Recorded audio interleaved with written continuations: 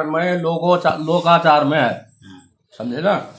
तब यहाँ बहुत जैसे व्रत बंध इत्यादियों में नहीं बैठ जाते, पर शास्त्र सम्मत नहीं है।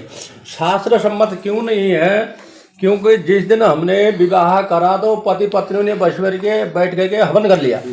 राष्ट्र home, Jaya home, Dhritarashtra home, 4 प्रकार सारा 84 का होम उसी दिन दोनों पति पत्नियों ने कर लिया। हवन दोनों से यज्ञ अनुष्ठान चल जाता है।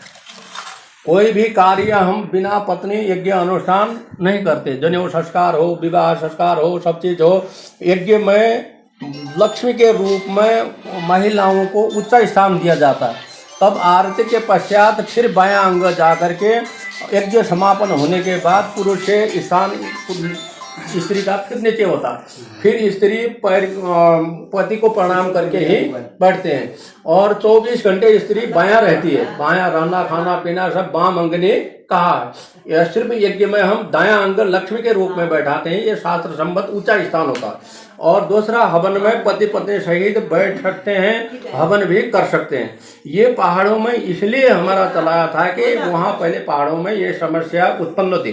क्या थी? एक तो कामों से व्यस्तता रहती थी, पत्नी के बिना घर में स्त्री काम करे तो नहीं होता था।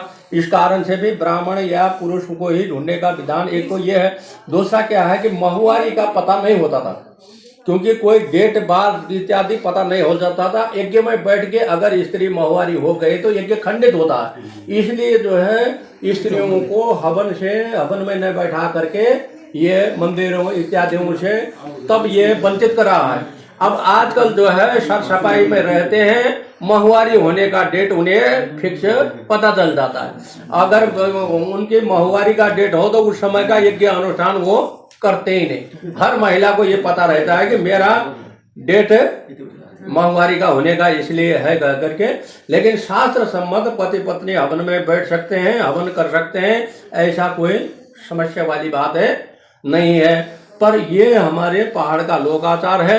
अब इसमें पंडित जी ने ये कहा होगा, मैंने बता दिया है।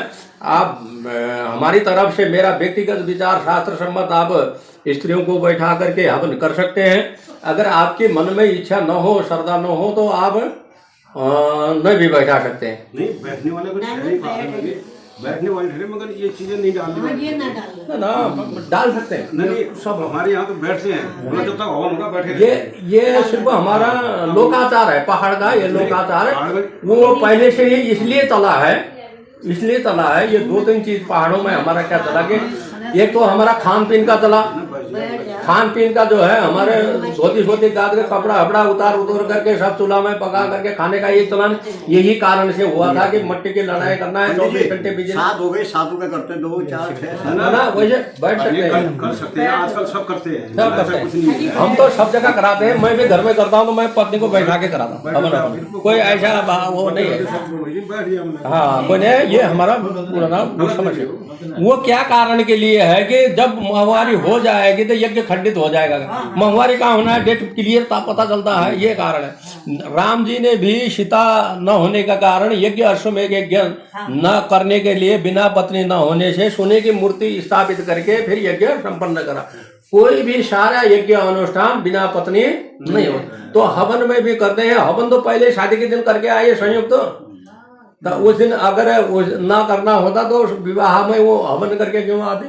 तो अन्नप्राशन है जो तो ये चीज है, हवन कर सकते हैं। लेकिन अब ये पहाड़ों में बहुत जगह चलता रहे, ये हमारा लोकाचार है, हमारे व्यक्तिगत लोकाचार। तब इसलिए मैंने उसके तो होगा ही नहीं, स्पष्ट कर दिया। तब इसलिए अगर बैठना चाहे तो महिलाएं भी बैठे और हवन कर सकते।